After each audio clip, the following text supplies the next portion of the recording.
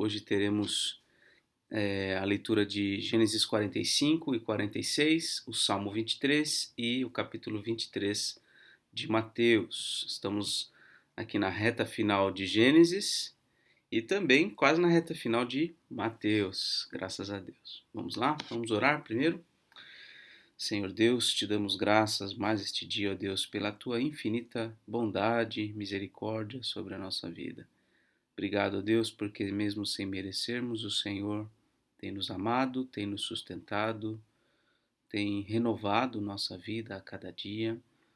E, Senhor Deus, entre estes que têm acompanhado essa leitura, tem irmãos, tem pessoas, ó Deus, que estão abatidas, enfraquecidas. Ó Deus, que o Senhor seja o consolador dos seus corações, que o Senhor traga novo ânimo, ó Deus, para as suas vidas, maior desejo, ó Deus, de te seguir, de te buscar, uma nova perspectiva, ó Deus, de vida para a tua glória, Senhor. Porque nós, seres humanos, só encontramos sentido quando vivemos para a tua glória. Se vivemos para nós mesmos, se vivemos para outros, ó Deus, vivemos uma vida fadada ao desânimo, ao fracasso, a frustrações, mas se vivemos para a tua glória, nada pode nos abater, porque o Senhor é o Rei Todo-Poderoso, o Senhor é aquele que governa, domina sobre tudo e sobre todos, que tem absolutamente domínio sobre tudo, Pai. Então, ó Deus, vem nos abençoar, nos ajudar nesse dia, nessa leitura, nos fazendo entender e aplicar a Tua palavra à nossa vida. Assim pedimos e oramos em nome de Jesus. Amém.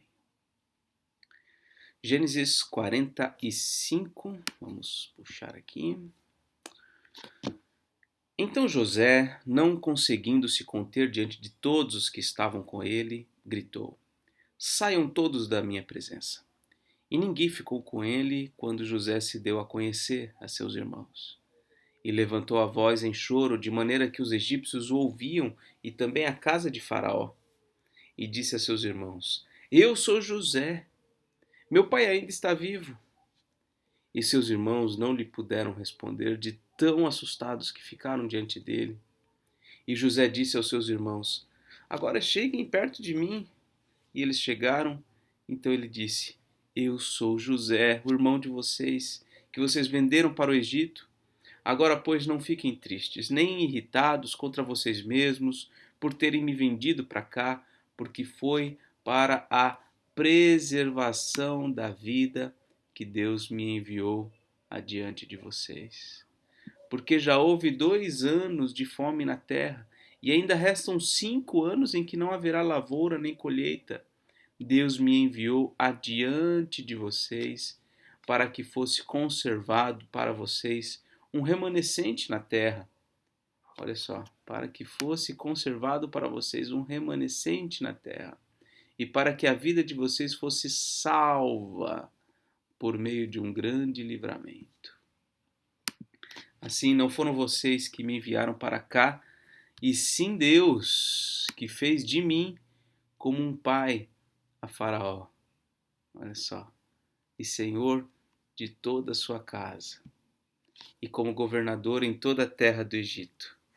Voltem depressa para junto de meu pai e digam a ele: Assim manda dizer o seu filho José: Deus me pôs por senhor em toda a terra do Egito. Venha para junto de mim, não demore.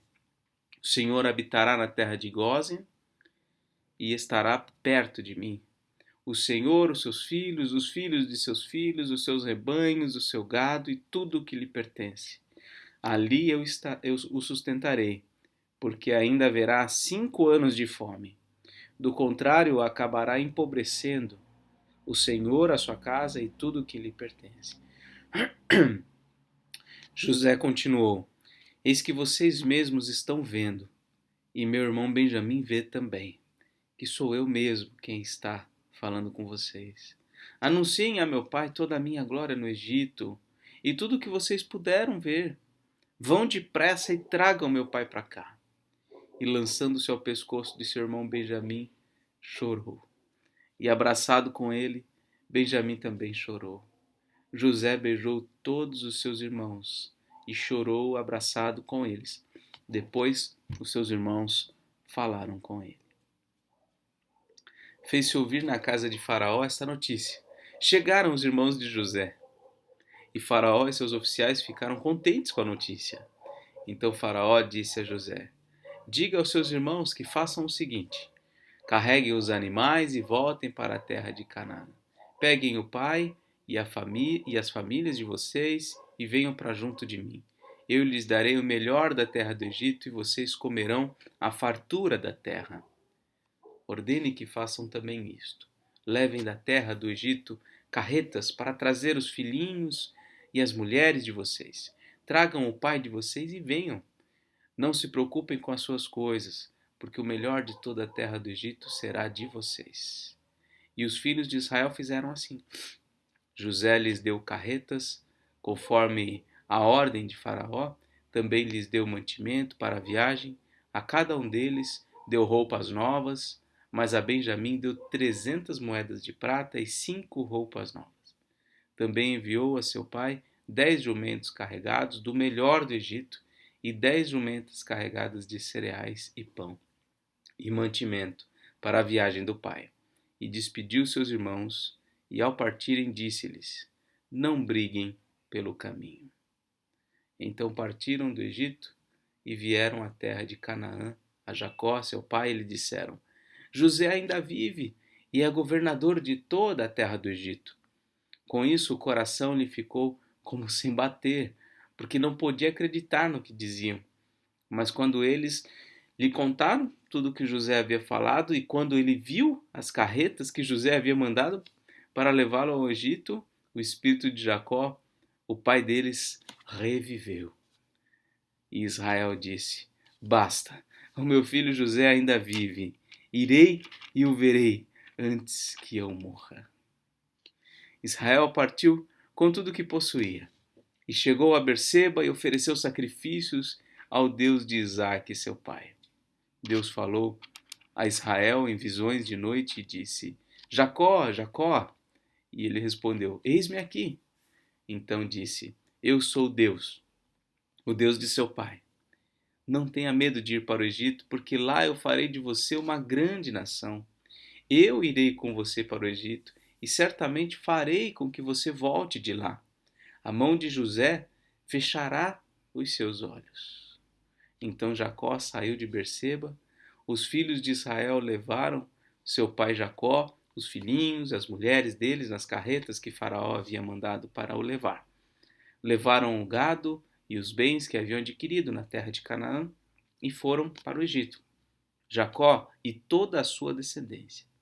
Seus filhos e os filhos de seus filhos, suas filhas e as filhas de seus filhos, e toda a sua descendência, levou-os consigo para o Egito. São estes os nomes dos filhos de Israel, Jacó e seus filhos, que foram para o Egito. Ruben, o primogênito de Jacó, os filhos de Ruben, Enoque, Palu, Esrom e Carmi, os filhos de Simeão, Gemuel, Jamim, Oade, Jaquim, Zoar e Saul, filho de uma mulher cananeia, os filhos de Levi, Gerson, Coate e Merari, os filhos de Judá, Onã, Selá, Pérez e Zerá. E Onã, porém, morreram na terra de Canaã. Os filhos de Pérez foram Esrom e Amul. Os filhos de Issacar, Tola, Puva, Jó e Sinrom. Os filhos de Zebulon, Sered, Elon e Jaleel. São esses os filhos de Lia, que ela teve com Jacó em Padã Arã, além de Diná, sua filha. Ao todo, os seus filhos e suas filhas eram 33 pessoas. Os filhos de Gade, Zifon, Agi, Suni, Esbom, Eri, Arod e Areli. Os filhos de Azer, Imna, Isvi, Berias e Será, irmã deles. Os filhos de Berias foram Eber e Malquiel. São estes os filhos de Zilpa. a qual Labão deu a sua filha Lia, estes ela teve com Jacó, a saber, 16 pessoas. Os filhos de Raquel, mulher de Jacó, José e Benjamim. A José, na terra do Egito, nasceram Manassés e Efraim. São os filhos que teve com Azenate, filha de Potífera, sacerdote de On. Os filhos de Benjamim, Belá, Bequer, Asbel, Gera, Naamã, Ei, Ros, Mupim, Upim e Arde. São esses os filhos de Raquel, que nasceram a Jacó, ao todo 14 pessoas. O filho de Dan, Uzim. Os filhos de Naphtali, Jazeel, Guni, Jezer e Silém. São esses os filhos de Bila, a qual Labão deu a sua filha Raquel. Estes ela teve com Jacó, ao todo 7 pessoas. Todos os que foram com Jacó para o Egito, que eram os seus descendentes, fora as mulheres dos filhos de Jacó, eram 66 pessoas. E os filhos de José, que lhe nasceram no Egito, eram 2. Todas as pessoas da casa de Jacó que entraram no Egito foram 70. O encontro de José com seu pai. Jacó enviou Judá adiante de si a José para que soubesse encaminhá-lo a Gósen. E chegaram à terra de Gósen. Então José aprontou a sua carruagem e foi ao encontro de Israel, seu pai, a Gósen. Apresentou-se, lançou-se ao pescoço do pai e chorou assim longo tempo. Israel disse a José: já posso morrer, pois vi o seu rosto e sei que você ainda está vivo. E José disse a seus irmãos e à casa de seu pai: partirei e darei a notícia a Faraó, dizendo: meus irmãos e a casa de meu pai, que estavam na terra de Canaã, vieram para junto de mim. Os homens são pastores, criadores de gado, e trouxeram consigo o seu rebanho, o seu gado e tudo que tem. Quando, pois, Faraó mandar chamá-los e perguntar qual é o trabalho de vocês, respondam: estes seus servos foram criadores de gado desde a mocidade até agora, tanto nós como nossos pais. Assim, vocês poderão morar na terra de Gósen, porque todo pastor de rebanho é abominação para os egípcios. Muito bem, fiz a leitura direta aqui dos dois capítulos emocionantes, né? Do encontro de José com seus irmãos, na verdade a revelação, né, de que ele era José perante os seus irmãos, o choro, os abraços, os presentes, toda a comitiva que vai para buscar o pai e o restante da família lá na terra de Canaã, a emoção do pai em saber que José está vivo, que ele é governador do Egito, enfim, capítulos emocionantes, né? E agora o reencontro, né, de Jacó com seu filho José lá no Egito e o encaminhamento deles para a terra de Gósen. A terra de Gósen é uma terra assim mais lateral no mapa, porque era uma terra mais afastada, porque os egípcios eles não se davam bem com os pastores, né? É como se fossem abominação aqueles que cuidavam do rebanho. Então eles colocavam para cuidar do rebanho os escravos mesmo, né? Então, mas enfim, mesmo com essa vamos dizer, essa discriminação, né? O faraó se alegrou com a vinda deles e, enfim, os versículos que eu fui destacando, né, alguns eu selecionei, marquei, são versículos-chave na compreensão dessa história, né? José, ele tinha uma noção muito clara de que Deus estava com ele, estava guiando os passos dele. José, ao se deparar com a vinda dos seus irmãos, teve a noção também muitíssimo clara de que ele tinha sido precursor da sua família, justamente para a preservação dessa família nesse tempo de fome e de seca. né? Ele entende que foi Deus que enviou ele para lá. Quer dizer, ele passou por anos de muito sofrimento, de luta naquela cadeia, naquela masmorra. Foi injustiçado. Mesmo assim, ele fala: foi Deus que me enviou para cá. E nós temos lições preciosas de tudo isso, de toda essa história, né? A história de José é uma história muito didática, né? Tanto é que toda a escola dominical infantil sempre tem histórias de José, né? Bom, mas eu gostaria de destacar esse ponto, né? Que tudo que acontece na vida da gente acontece por orientação, por direção de Deus, né?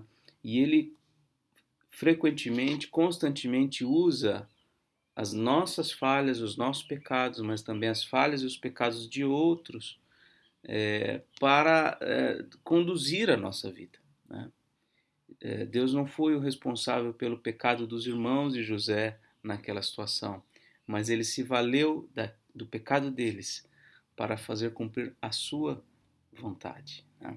Então a gente precisa ter essa perspectiva mais ampla da nossa realidade, interpretar como a nossa vida e como nós vivemos e as situações que vivenciamos como sendo guiadas por Deus, sempre para um fim útil, né?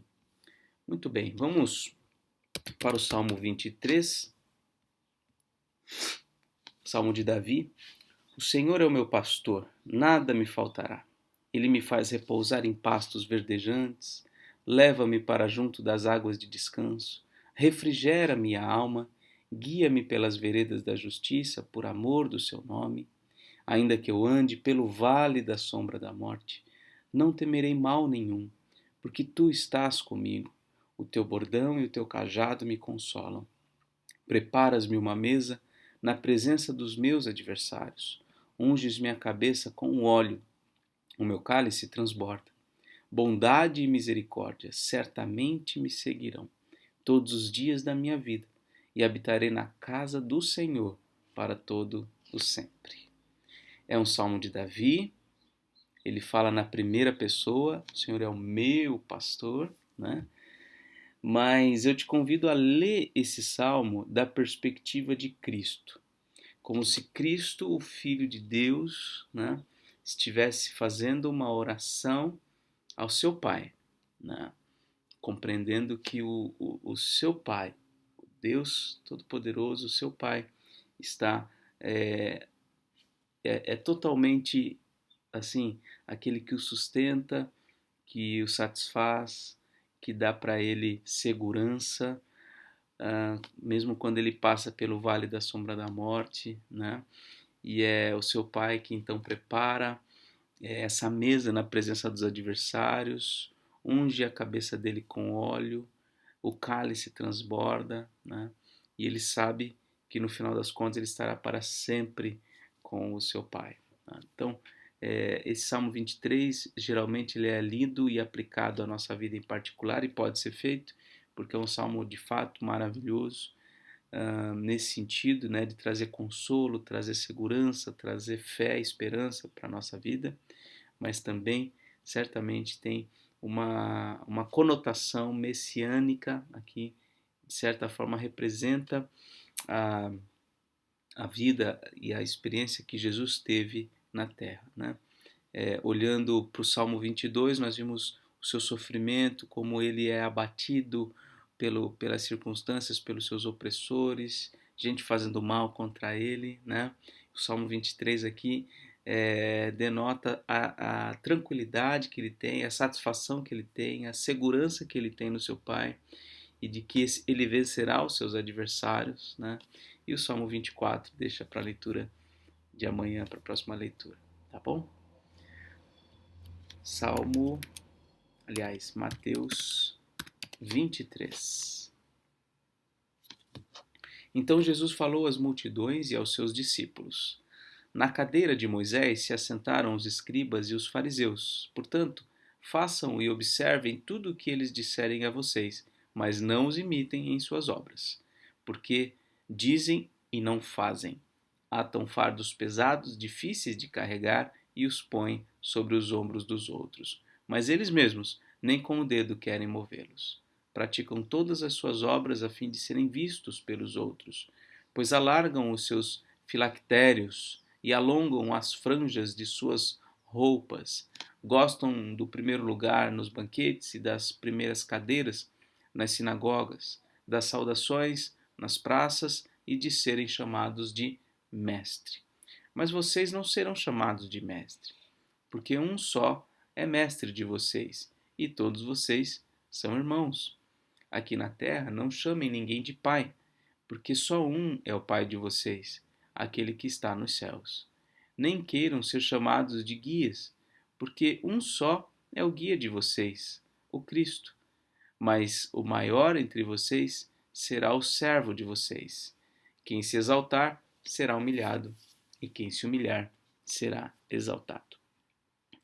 Jesus aqui está pronunciando palavras aí bem duras acerca dos fariseus, acerca dos escribas, né, e como seus discípulos devem tomar cuidado com eles e não imitá-los de modo nenhum, porque eles gostam de aparecer, né? Aqui os filactérios, eles são filactérios e franjas, né? Tem a ver com... Filactério, se não me engano, é aquele cabelinho, né, que eles usam, não sei onde que é exatamente, alongam as franjas das suas capas, é aquelas borlas das vestes que eles também têm, que é compridinho e tal. Eles gostam dessas coisas. E Jesus está falando, olha, com vocês vai ser bem diferente, tá? Vocês são irmãos, são iguais entre vocês.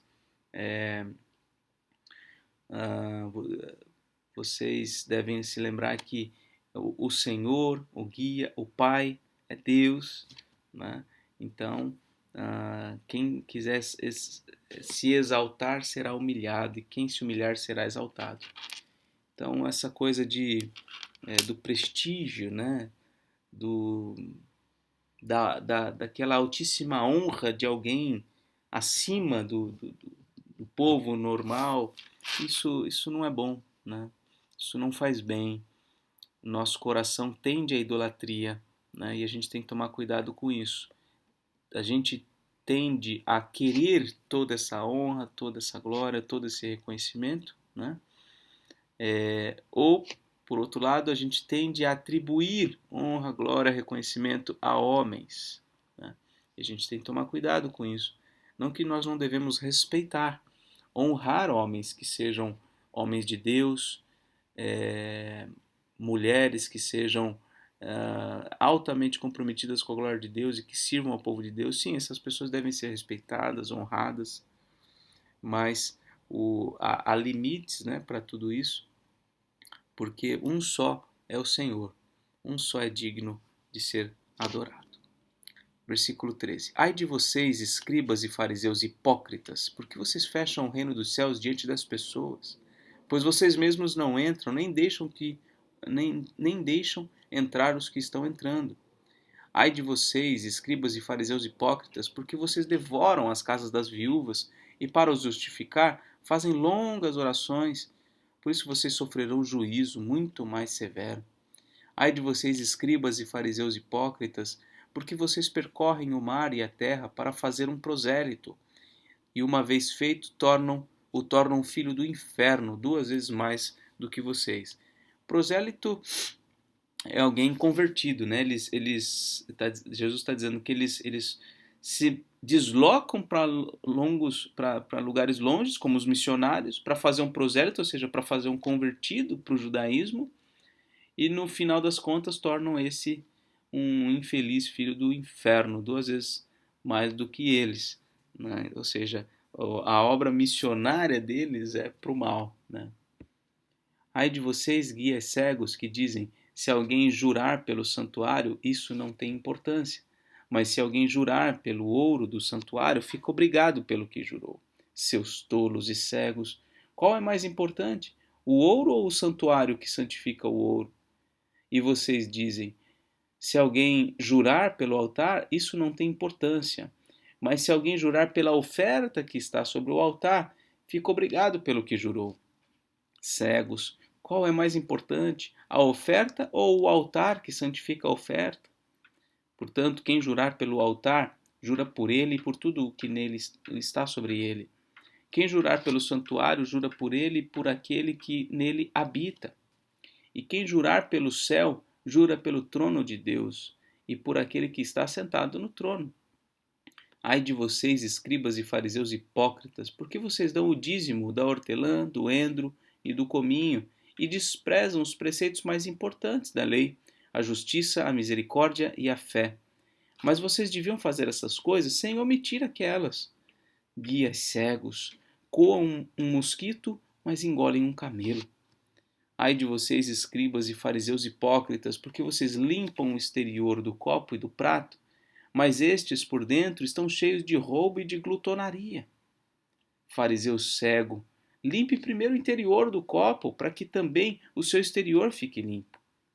Ai de vocês, escribas e fariseus hipócritas, porque vocês são semelhantes aos sepulcros pintados de branco, que por fora se mostram belos, mas interiormente estão cheios de ossos de mortos e de toda a podridão. Assim também vocês, por fora, parecem justos aos olhos dos outros, mas por dentro estão cheios de hipocrisia e de maldade. Ai de vocês, escribas e fariseus hipócritas, porque vocês edificam os sepulcros dos profetas, enfeitam os túmulos dos justos e dizem: se nós tivéssemos vivido nos dias dos nossos pais, não teríamos sido seus cúmplices quando mataram os profetas. Assim vocês dão testemunho contra si mesmos de que são filhos dos que mataram os profetas. Portanto, tratem de terminar aquilo que os pais de vocês começaram. Serpentes, raça de víboras, como esperam escapar da condenação do inferno? Por isso, eis que eu lhes envio profetas sábios e escribas. A uns vocês matarão, e a outros crucificarão, e outros ainda vocês açoitarão nas sinagogas e perseguirão de cidade em cidade, para que recaia sobre vocês todo o sangue justo derramado sobre a terra, desde o sangue do justo Abel até o sangue de Zacarias, filho de Baraquias, a quem vocês mataram entre o santuário e o altar. Em verdade lhes digo que todas essas coisas hão de vir sobre a presente geração. Então veja, Jesus está aqui pronunciando aqui o juízo de fato sobre os fariseus, sobre os escribas, sobre essa gente que se punha como superior no meio do povo, né? Como aqueles que eram mais dignos, mais santos, mais justos do que os demais. E o faziam de modo hipócrita, né? Porque por dentro eles eram maus, eles faziam mal. Então Jesus condena absolutamente esse tipo de comportamento. Versículo 37. Jerusalém, Jerusalém, você mata os profetas e apedreja os que lhes são enviados. Quantas vezes eu quis reunir os seus filhos, como a galinha junta os seus pintinhos debaixo das asas, mas vocês não quiseram. Eis que a casa de vocês ficará deserta, pois eu lhes afirmo que desde agora não me verão mais, até que venham a dizer: bendito o que vem em nome do Senhor. Jesus pronuncia aqui esse lamento sobre Jerusalém, né, dizendo que essa cidade, que foi a cidade do grande rei, cidade de Davi, né, a cidade mais importante do povo de Israel depois do seu estabelecimento na terra, essa cidade de gente que matou profetas, que matou os enviados, os verdadeiros enviados de Deus, né? E Jesus diz aqui: quantas vezes eu quis reunir os seus filhos como a galinha junta os seus pintinhos debaixo das asas, mas vocês não quiseram. Aqui muitos utilizam esse versículo, né, para dizer, olha, como na verdade quem decide pela salvação é o próprio homem, né? Jesus está admitindo, vocês não quiseram, né? Então essa é realmente uma questão bem difícil, né? A delimitação da soberania de Deus com a responsabilidade humana, né? Então, quando aqui fala, Jesus diz, né, que ele deseja, né, que era a vontade dele reunir os filhos ali de Jerusalém, com uma galinha junta os seus pintinhos, né? Sem dúvida é algo difícil, né? Para a gente compreender e relacionar isso com a responsabilidade, com a soberania dele, né? E em não ter feito isso de fato.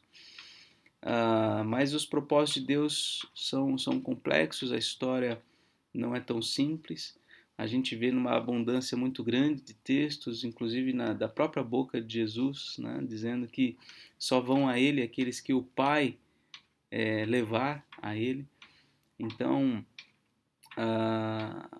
para concluir, né, eu creio que existe uma vontade em Deus, né, uma vontade de algo que lhe dá prazer, mas existe também aquela vontade que é o decreto de Deus, aquilo que Ele determinou realizar. Então, eu creio que a interpretação melhor dessa passagem se dá fazendo essa distinção, né?